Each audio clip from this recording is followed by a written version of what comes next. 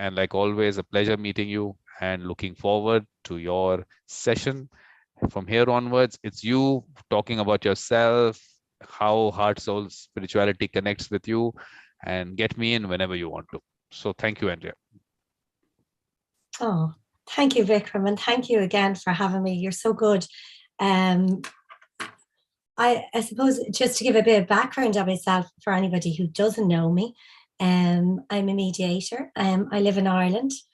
I'm married with 3 children. 2 are grown and 1 is 16. The youngest is 16. And everything I do in mediation is about heart, spirituality, and soul. Will I be able to explain it clearly? I'm not 100% sure, because if I was to be totally honest, it's part of my being, it's part of who I am. So I think for everybody, it can be different. And yet there's so much of it that's the same. So I think for me, for mediation, spirituality is about connecting to the root of who you are within the mediation. So if we're talking about within the mediation room, connecting to yourself, who you are, and then connecting with the person that's in the room and sitting with them in pain and being able to connect with that pain and being able to use whatever energy you have to help move them from that pain. But we do it through the process of mediation. But Andrea, but we need lots more about you. Lots more about you. What you? About you, yeah. So Because what do look, you want to know about me? just the fact that you said that this is something which is part of you. Why is it a part of you? How did it become a part of you? Is because of the person you are, based on your experiences, your upbringing, all those aspects. So please bring that in, and we try to connect with you first to be able to understand you. Yeah. What makes you you, Andrea? What makes you you? We really need to know the ingredients. Yeah, a lot of complications make me, Vikram. I grew up in a family of 5, so I had 4 siblings, and then my mum and dad.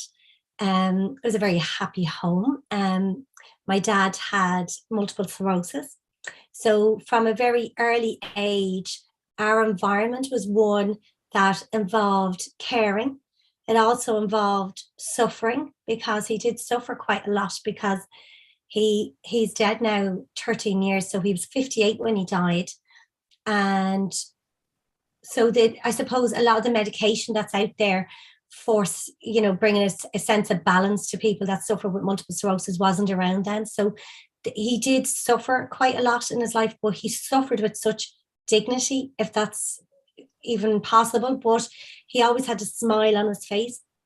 He was always singing a song, and no matter how bad anything was, his motto was, there's always somebody else worse off.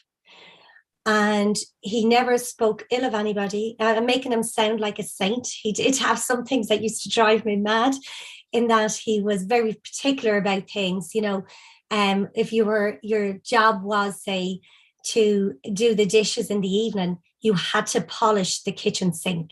And he'd come back and he'd say to you, no, you need to shine that sink. Like, that's not done properly. You're going to do a job, do it properly. So you'd have to go back. So as a kid, that used to drive us mad. So there was little things like that, that all parents do. But generally, he just showered us with love, taught us about understanding, taught us about non-judgmental, or being non-judgmental, taught us that, no matter how bad our pain was, somebody else was probably feeling pain a lot more. And so we always had to allow space to help and support other people. So that was my dad. And then for my mom, she was a woman from the age, because my dad first started showing signs of multiple sclerosis when he was in his early 20s. They were married at 20 and 21. So they were very young when they got married. And so from an early age, she was caring for a sick husband and looking after her children and trying to work and earn money for the family. And in her own way, she showed us how to care for people and look after people. So she very much always put looking after my dad and looking after us to the forefront. And she always kind of came second to that. And like that, she taught us so much about minding people and looking after people when they needed looking after. And, you know, I suppose also sacrificing yourself a little bit to do that. But as a parent, you know, so she sacrificed herself as an individual so that she could be the best parent. So we missed out on, you know, that we got everything that we needed in life, that we got an education.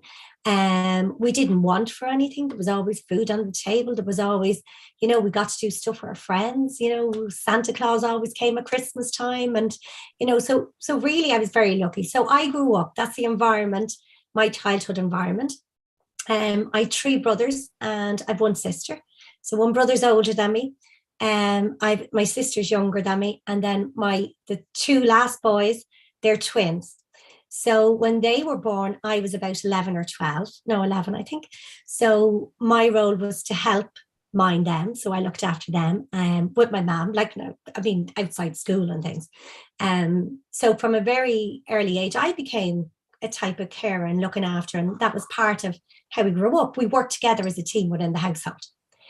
So because of that upbringing, working together and connecting with people and helping people who might be in some sort of pain or might be suffering, I suppose was bound to be part of who I was through my adult life.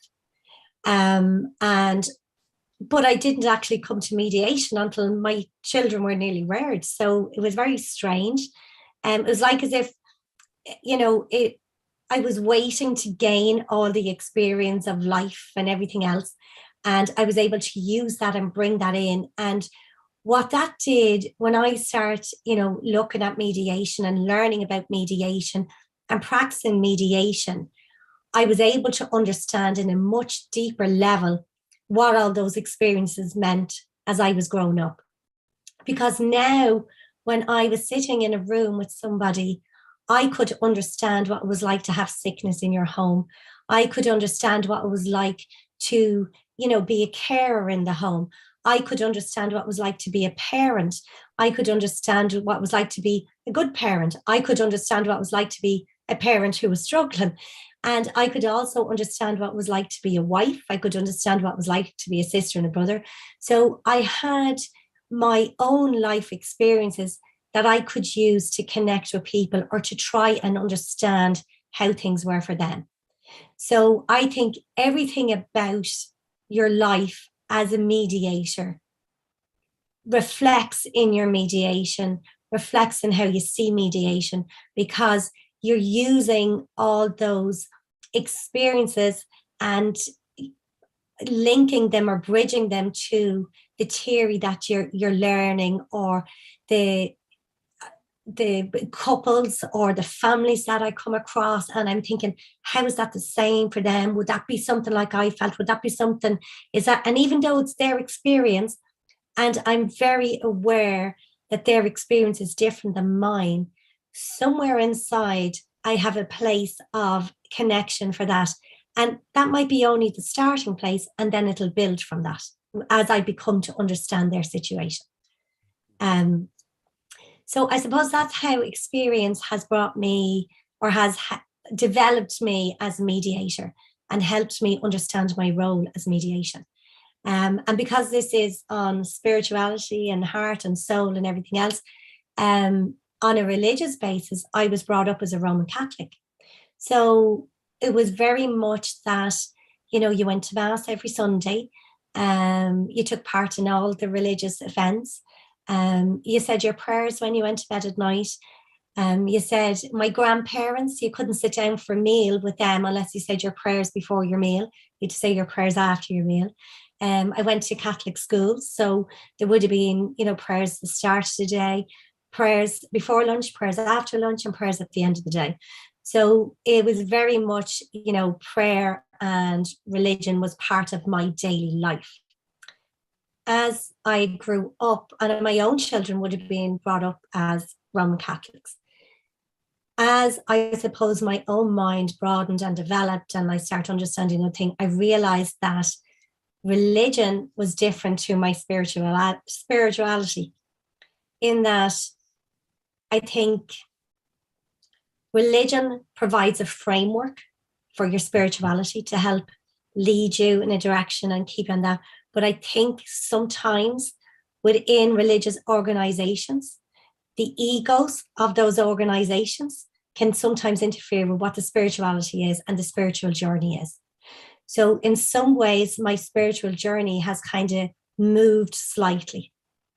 And I think that's because of not necessarily a change in belief system or anything like that, but more in a different understanding of religion and spirituality.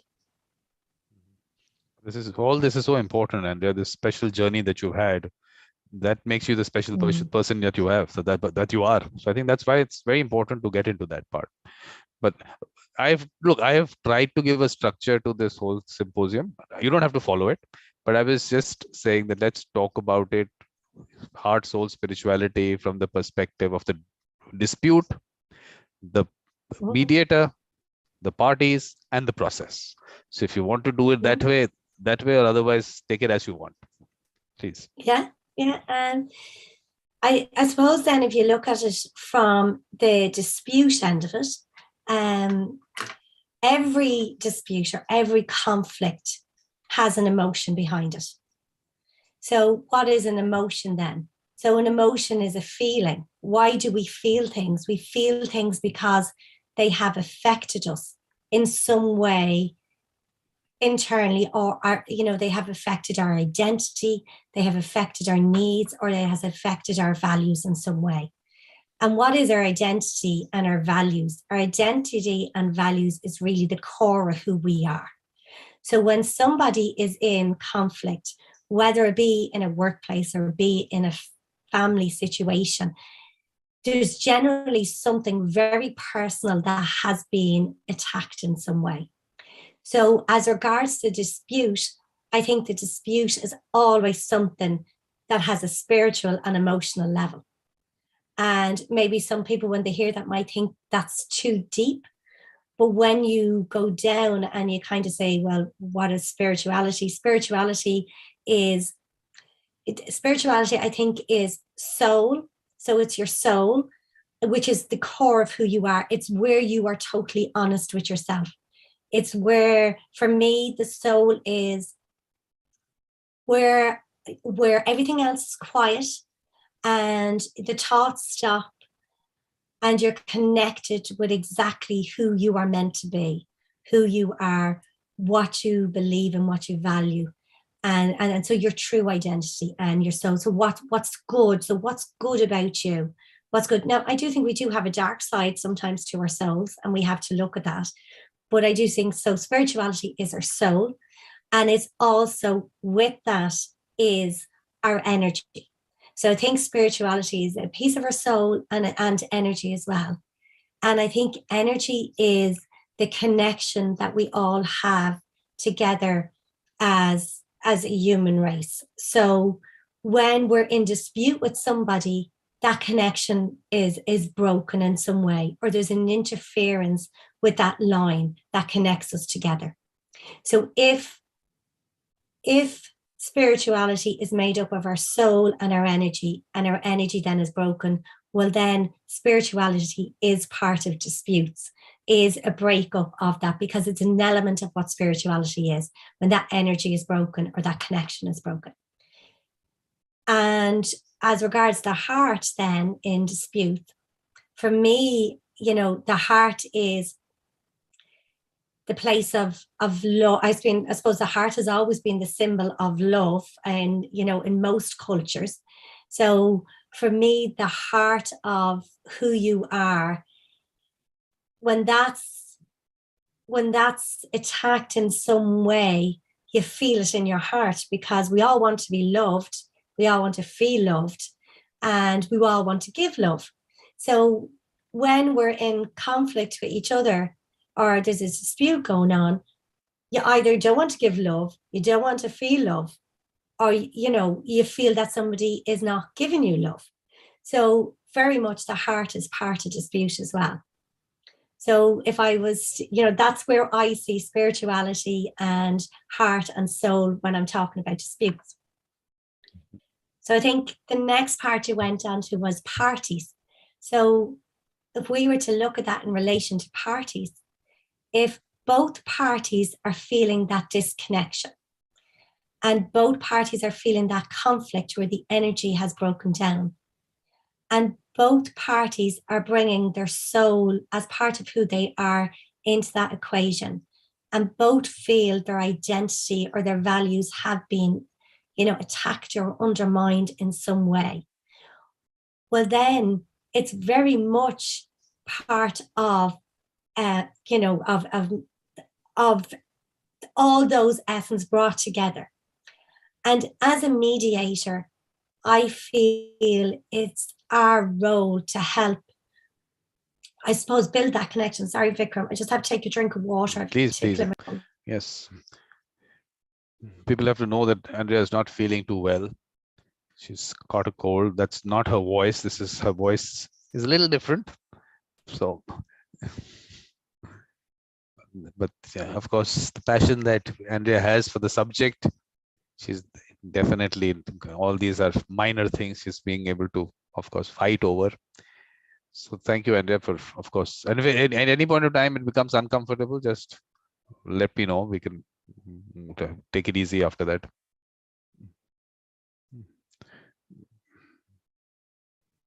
Sorry, everybody. That's what I get for talking too much. Apologies. I don't usually cough and stop in the middle of conversations. So I was talking about the role as a mediator and where spirituality and heart and soul come in. And for me, we're there to facilitate a process. But I think to facilitate that process, we really have to connect with the parties, and we're connecting from our heart, we're connecting from our soul. And, I had said earlier on that spirituality was made up of soul and energy. So if we're bringing our soul into that room and our energy into that room, well, then there is spirituality in the room. An interesting, I was talking to David, I can't think of his surname. He's based in Canada. Red Wolf Mediation, I think is the name of his mediation. And he's originally, he's First Nations descent. Mm-hmm. And we were having a conversation one day. And he said, what do you do before mediation? And I said, well, before I go in to mediate, I say a little prayer, right? And it's not necessarily a prayer as into a call. I pray to my dad and I pray to my grandparents. And I say to them, let me do the best by these people that are in the room. And I say that every time before I go into a room or into a mediation. And it's because I know they had such wisdom and they share that wisdom. And I suppose really what I'm asking for is their energy and wisdom and their insight. And, for people who don't maybe believe in things like that or find that's a bit strange, really what it is, it's also calling to my subconscious to bring back into my conscious. So making the unconscious conscious, and so that I can remember the lessons they taught me, so I can remember things that, experiences and things like that, and that I could use in this process. And it's something I do every time. And when I was talking to David from Red Wolf Mediation, he was saying to me, that's actually what they do as part of their tradition, is that they call on their elders and they call on their ancestors to enter the room of mediation. Now, I didn't know that. This was just something I do. So it certainly is, like, it's not just me. It's something that maybe a lot of people do, that they call on people who have influenced their life. And that brings me, sorry, I'm going a bit sidetracked now, but that brings me to, I have my son who's 26. He lost his best friend in an accident 6 years ago, who died. And I remember asking him, do you believe in heaven? Do you think you'll go to heaven? And his answer to me was, I think when somebody dies, when they've influenced our life, they become part of who we are, and therefore they live forever. And I thought that was such a beautiful way to look at, you know, the continuation of life. So I suppose when I call on, you know, people who influenced me in my life and who have passed, when I call on them to help me in my mediations, I'm really calling on my heart as well. Because if that is the case, that we carry them in our heart, well, then that's what I'm bringing into the mediation room as well. Yeah. So I think for me, it is very much about bringing all that I am to the room. And I know in one of Ken Cloke's books, I think it's Mediation Dangerously. Now, I could be corrected on that. There's a quote, and I'm no good at remembering quotes, but I'll give you the gist behind it. And it's that for us to be fully present with parties that we're mediating, the mediator must remove their mask first. And I think the only way we can remove our mask is by connecting to our soul, connecting to our heart, connecting to everything that we are. And so for me, that's what is bringing spirituality into the room, about bringing your heart into the room, and about bringing the soul into the room. So, you know, I do know it's a process and the framework we follow and everything else, and that is, but I think the important thing is actually to connect with the parties you're dealing with, because they're in pain. And when we sit in somebody else's pain, we have to be ready to hold it and to help them to move forward from it. And if we're not connected, how can we hold it? Very important things you're saying, Andrea. Yep. So, well, these are the things this is exactly this kind of things we need to bring out. Really important. Yeah, please. I think then, as regards to the process, you know, the process, say, of mediation that I would have learned would have been facilitative mediation. So you start off with a pre-mediation meeting with each of the parties. Then you would have the first joint meeting, and you'd have uninterrupted time. And, you know, then you'd go into, you know, your topics list, and then you go into options development. And, you know, there's all different parts of the process until you get to your stage of agreement. But for me, the most important part once we've kind of connected, welcomed the party, provided a safe space, one of the most important parts of that of the process is that uninterrupted time. Because when we allow people to tell their story, it gives them the space to actually connect to their experience, to actually connect to what's happened to them. But it also allows them the space to have somebody hear their story, to hear their pain, and to hear how difficult it might have been for them. And, you know, mediations can get so emotional at times, and it can be really hard. And even though mediation is not counseling, but emotions still come into it.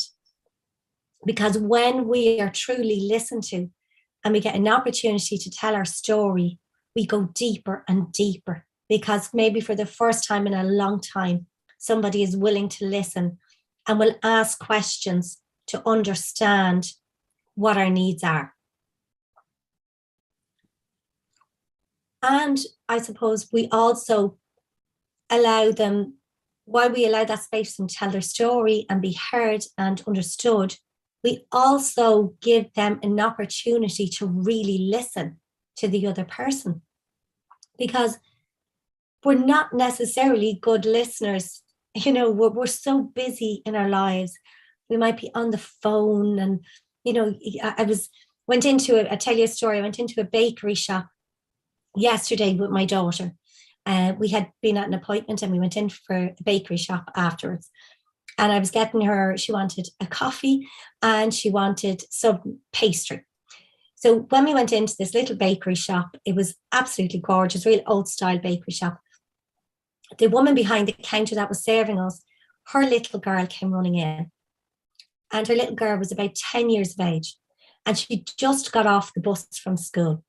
And as her mother was serving us, the little girl was, chatting, offloading everything that had happened in the day. And her mammy, while she was serving us, she still continued to listen to her daughter. And she actually said to her daughter, I am listening to you, but I'm serving these customers. So if you'd like me to listen better to you, hold that thought and I'll come back to you in 5 minutes and I'll listen properly to you then. And the little girl goes, no, but I want to tell you now. And she said, okay, but just know that I'm not listening fully to you. And I thought that was absolutely brilliant, because she acknowledged to the child that even though I'm listening to you, you don't have my full attention. And if you want my full attention, I can give that to you in a few minutes. But the child was happy enough to tell her mum the story. But it was that connection they had. She just, when she got off the bus from school, she needed to give that information out. And that made her feel safe when she got home. And that, built up the connection between the mother and daughter. And it was actually lovely to watch. It was a moment of innocence, because the conversation was about catching a rugby ball or something like that. And it really was such a fascinating conversation to listen to. But they were connected. So in our presence, they were connected together. Yep. And actually what happened then is she turned to me and she goes, oh God, you're a mother, so you know what this is like. So we started talking. So we connected. So within that little space, there was 4 of us in the shop. I was with my daughter. She was with her daughter. We connected as parents. We understood. We both had daughters there. And then the conversation went 4 ways. So that little girl not only got her mammy to listen to her, she also got 2 strangers to listen to the story as well. And that's the energy I'm talking about. When we connect, we build an energy. I walked out that shop with my daughter and we were laughing and we were smiling. And we were going, oh my God, weren't they so lovely? And, so our energy was increased and it was boosted up. So when we connect energy, so when we're in the mediation room and people come in, their energy is very low. If you're in conflict and it's continuous conflict, you are really, really low in energy. And it's a struggle to make a decision to go to mediation. Really, mediation is nearly the last decision. Okay, that's saying we can't do this ourselves. And that's very hard to actually admit we can't do this ourselves and we need help. So by the time that person gets on the phone to you, or by the time you go into that mediation room, they are exhausted. So really, when you go into the mediation room as a mediator, be it on Zoom or be it in person, they need your energy to help them through that process. But what amazes me about the process is that as they begin to make agreements, the energy levels increase. And you can see it going up until the end of the mediation. And then you know that you've helped them recharge their batteries in some way and to be able to get to the next stage of the process. But Andrea, this is you. When you said recharge your batteries, did you have a look at when I was speaking to Luis Ore in his session, so I was giving an analogy of the Wi-Fi, the router, and the phones that people are and how that whole thing works, and trying to give an analogy of how this whole energy and all that works between the parties and the mediator. So he actually made a graphic out and he's posted it. I've seen it. It's interesting, very interesting. 0 battery on this end. That's very interesting. So did you, that's the kind of actually a good way of actually putting it out, the good way of explaining that aspect. There's actually, I seen it, I think it could have been on LinkedIn yesterday or the day before. And it's this guy, it's a little video, and he has a jar of water and he's 2 lighters. Yeah. I don't know whether you've seen it. And he throws the lighter in the jar, into the jar.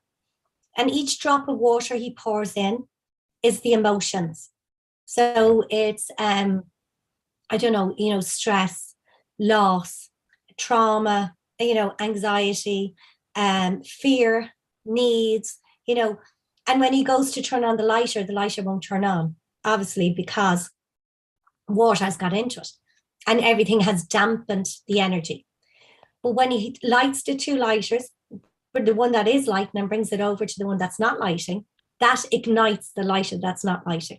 And I actually, when I seen it, I went, that's exactly what we do when we go into mediation. We help ignite the energy so that they have the resources to come to an agreement. Interesting. Actually, that video seems to have gone viral, because I see it in a lot of places. Yeah. I mean, of course, WhatsApp, it's happening. LinkedIn, people are sharing it. So not bad. I mean, and simple thing, no words used, just basic thing. And actually, kind of people relate to that. So that's interesting. Should I? Okay. Well, no, the Louis O'Neill thing, I'll put up later. I'll show you that. He actually I see Louis. He modified it also. He modified it. Yeah. No, I saw Louis on LinkedIn, and I actually commented on it because I loved it. I thought it was absolutely brilliant, and I thought it depicted so much. And the other thing I was thinking, what a creative brain to be able to put that picture down together. So one discussion that you have can actually lead to a thought, and then that thought gets translated on something on paper. So we'll refine that. I mean, we'll have a discussion on it on 29th when we're meeting to discuss the learnings and key takeaways. Let's take this graphic and let's see what people bring to that. And let's make a nice graphic at the end of it. We should have a graphic putting out these thoughts and everyone's contributions on that. So that'll be interesting. Yeah. Yeah. So from here, now please. So I suppose one thing I forgot two things. And one of them only happened to me last week. I would have always said that the connection in person was stronger than a connection on Zoom. And I had a very interesting scenario last week where I was working with somebody online, and it was the most connected I've ever. Now, this was a one-to-one as opposed to it was more kind of conflict coaching than mediation, but the same type of thing. It's like your pre-mediation meeting. And it was the most connected I've ever felt to another party while I was as the mediator. And the only word I can use to describe it was absolutely profound. And it was on Zoom, which made it so difficult to understand what was, and I'm trying to figure out exactly what made me connect so much with that other person. And I was trying to reflect on it so I could use it to learn from, to be a better mediator going forward. And the only other time I felt that connection, so this will give you an idea of how strong it was, when my dad was passing. I was in the room with him and I was holding his hand. And as I was holding his hand, I was rubbing his forehead. Now, he wasn't conscious at this stage. He was still alive though. And as he passed, I felt this surge of energy up through me. And I have no way of explaining it. I don't know what the scientific thing is of it. I'm sure there probably is a scientific explanation. I'm not sure. But in that moment in time, I knew that it was right for my dad to pass. I knew that this was the right time for him. I knew that he would no longer suffer. And I knew that he was going to be okay. And I know some people might find those strange comments, but this is my experience. And when somebody asked me the following day, God, it must have been very hard to be there with your dad. And I remember saying to them, no, it was actually beautiful. And I think they thought I was a bit mad. No, but it was a beautiful experience because I got a real sense of, I suppose, connection with him at that stage. And I knew I'd always carry that feeling with me. And that was like a surge of energy is the only way to explain it. So even though that's not to say I didn't miss my dad or I didn't grieve him, But as he was dying, I felt a spiritual connection with him, what I would call a spiritual connection. And I knew everything was going to be okay. And I knew this was the right thing. It was the way things were meant to be. And he was going to be okay. When I was doing this session last week, I was connected with this individual. And if it was that same connection that was so profound that I couldn't explain it. And I was able to hold a very safe space for that person so that they could move through their conflict. And they did move through their conflict. And why that happened at that time, it was like as if I was meant to be there at that time. I connected with their pain. I understood their pain. And I instinctively knew how to hold that safe space for them. So what's that all about? Like, where does that come from? Is that just intuition? I don't know. I think it's a lot stronger than that. I think it's connecting. So does that mean we don't have to be in the same room together to connect? It fascinates me. Like, I think this conversation leads to more questions than answers. When we're talking, or I'm listening to you talking to other people, you're listening to their experience. Everybody has a different experience of it. Some experiences are the same. But I do think there's so many things to be answered. And I don't think as a human race that we actually have all the answers yet. And I think that's what we're learning. And I think that's, our purpose in this world is to learn and to understand more.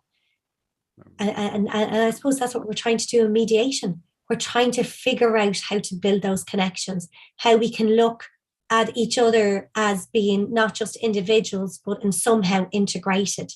And that when that person is hurting, you're hurting. When you're hurting, somebody else is hurting. And so once one person hurts, we all hurt.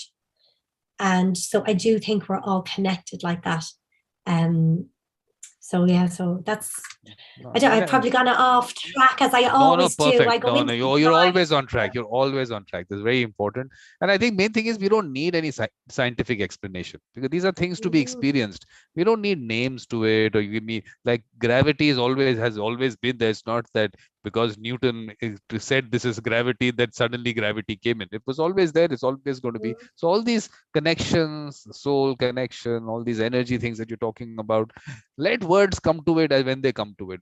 We know that there is an experience like that. There is that experience, and I think that is the more important thing. I mean, I don't need a scientific explanation also to why when I see something beautiful, why it feels good. I don't need an explanation with that how those rays are going into my eye and how that's been converted into some signal. It'll take away from the whole experience. I think it's just experience thing. So I think that's the important part. So I'll give you another explanation. I know I told you previously about my brother and his wife who suffered an embryonic embolism when she had her fourth baby. So she was in a coma for a good number of weeks. So he used to bring the brand new baby up to do that skin-on-skin contact with her.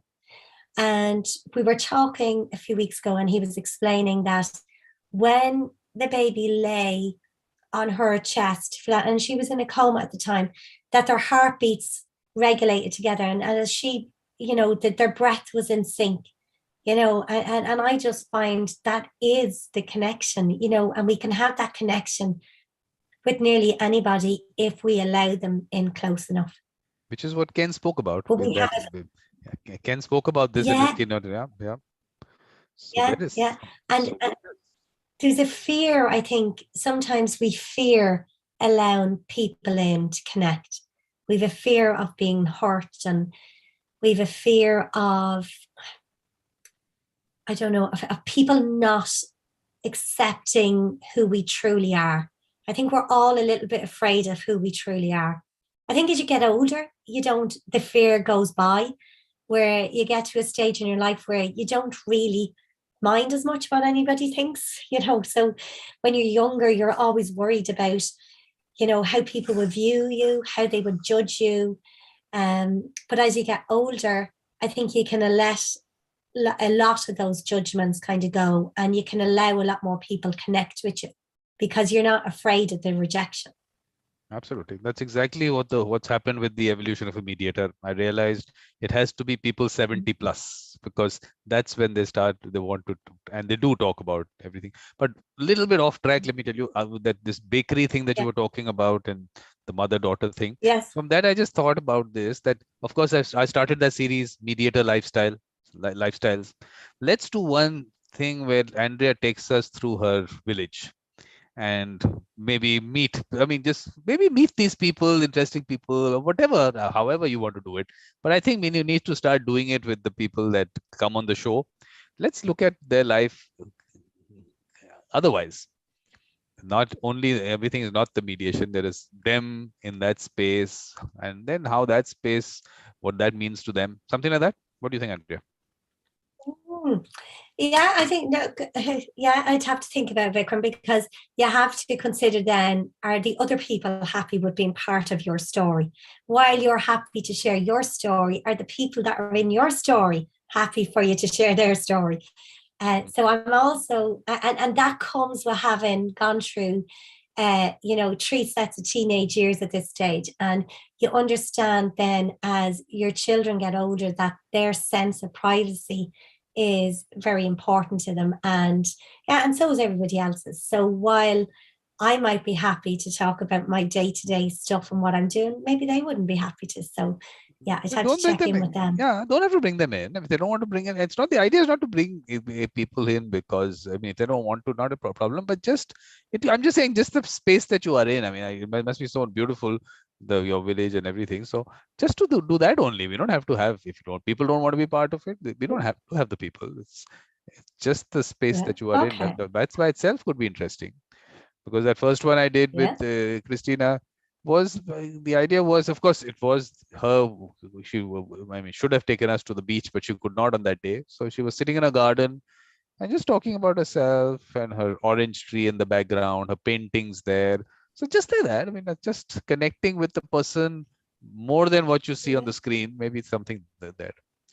Yes, Andrea, but I mean, I've took you off track for a little bit because I really thought I was just imagining that bakery right now. I'm imagining a bakery. Now imagine if I can actually see the bakery. So it puts those pictures there. And it's funny. That bakery wasn't actually in my village. That bakery was somewhere else. Okay. But there is a lovely bakery here as well. So yeah, but that bakery was somewhere else. But yeah, there is loads of nice things. It is a lovely village that we have here, and yeah, so yeah, no, maybe I will. Let me think about that one, Vikram. Yeah, you take your. I mean, not a problem. There's so many things which keep happening. Also, we can do it whenever it's convenient for you. So now, but the other thing, Andrea, I was looking at is your son's friends that that accident that your son's friend has. In terms of life energy, I mean, do we actually pass on, or is it only in that space that we are in, or people are actually carrying from the life energy that they experience? Something, do you think there's some thought on that? I think that's a $6 million question, Vikram. I don't know, because I change with each experience. We change, I think, and our opinions can change as well. I do think that, like, and a bit like his explanation, that when somebody has been part of who you are and they pass on, they become part of who you carry on with. But I do also think, when we talk about people that have passed and people we have loved, you can feel an energy coming back into the room. Like every time I talk about my dad, I can feel, if I'm reflecting on what was hard, I can feel a low energy. I can feel the energy going down.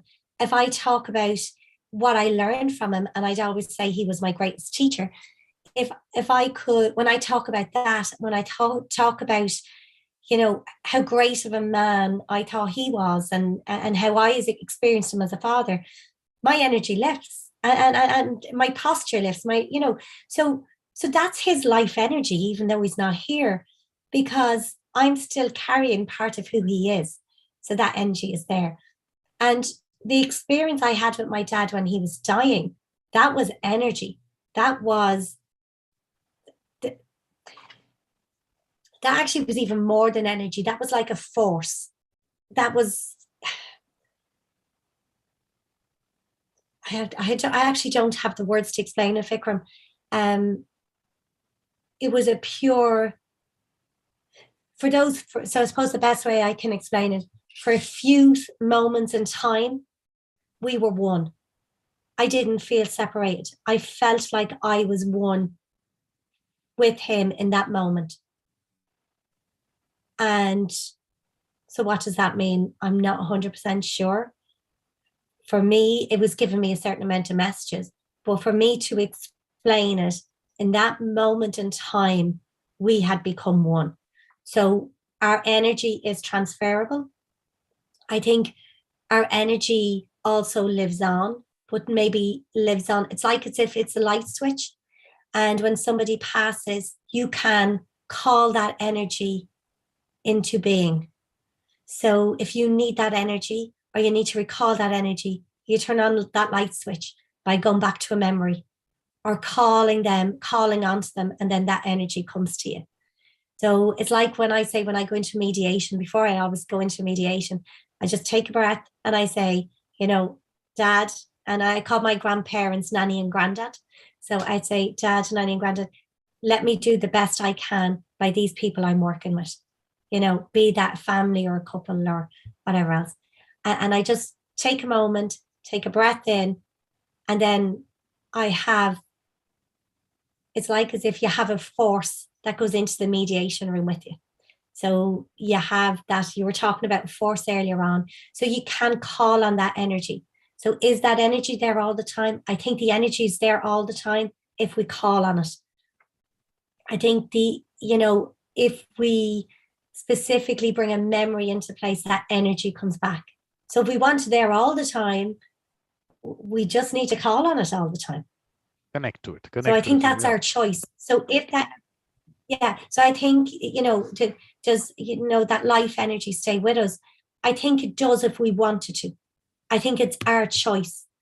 And that's, some people don't believe in that energy or that force or that thing. But for me, I can feel that energy when I call on it. So it is there for me anytime I want it. So my personal experience is that energy is there anytime I need it, and I just have to ask for it. So this goes back to our router and the Wi-Fi signal always being there. Just a matter of connecting to it, and to be able to get yourself to that point where you can actually, you have that capability to catch that signal. So that's the interesting part. But are there different kinds of souls? Because soul, then generally people say pure soul and beautiful soul. Are there not so pure souls? Are there not so beautiful souls? Oh yeah, I think we all have. Even the beautiful souls, Vikram, have a little dark side. There's a great story, and it's I can't remember. It's an old Aboriginal story, I think. Now I could be corrected on that. And it's about that we all have two wolves inside us, and the wolf we feed the most is the wolf that comes to the forefront. And I really do believe. And I was actually reading that today. I was reading that today itself. Yeah. Oh, were you? And there's another one actually. I think. Hold on, where's the book? You know me, but which actually explains it great. This book, it's called Touching Spirit Bear, and it's by Ben McElson. And it's actually a book that's suitable for teenagers to read. And it's about, coming into contact with the spirit bear. So in other words, your spirit. And sorry, I have to.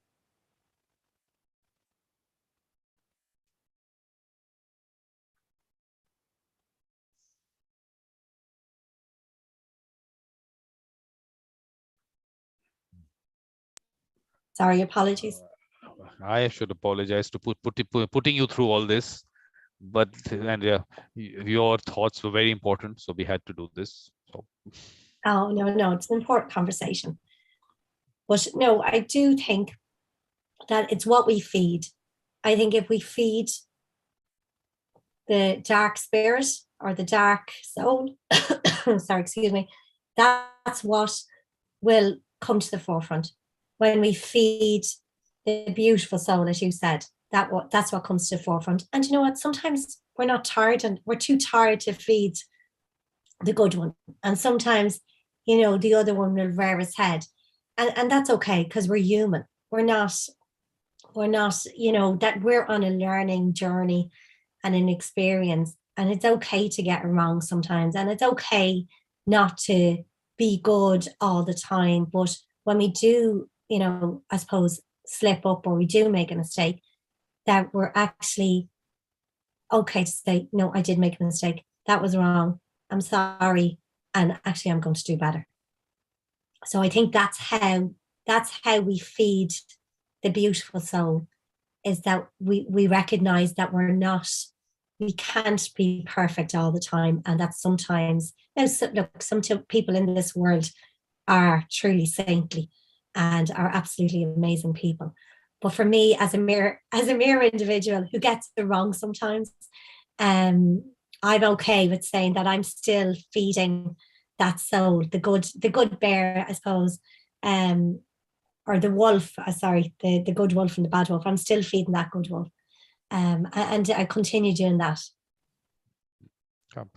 This really we have to discuss it, because one is that there are thoughts, negative thoughts, and one is the soul. Sometimes I feel that maybe some souls are beautiful souls. Maybe there are circumstances and things that happen around them, but I still feel that maybe they just stay beautiful souls, and the whatever circumstances brings out some negative aspects. Maybe, I mean, it's a discussion. We have to, of course, Andrea is going to read more on this, and she's going to enlighten us on these things. But I think this is also, yeah, because on the soul part of it, look, I'm not getting, no, I'm not getting too much on the soul part, because even like Christianity, I mean, there was Federico bringing a lot of Christianity aspect of it. But when it comes to the soul, there wasn't much that came out. So what is really the soul and how Christianity is looked at it? I don't know, because of course in Hinduism, there is a lot of discussion on the soul. But have you heard discussions while growing up on that aspect? No, well, look, for us growing up in, I suppose in a Catholic upbringing, when you made your confirmation at the age of 12, you've received the gift of the Holy Spirit. And that was what confirmation was, that you received this gift of the Holy Spirit. But is that kind of what they were talking about? Soul, to me,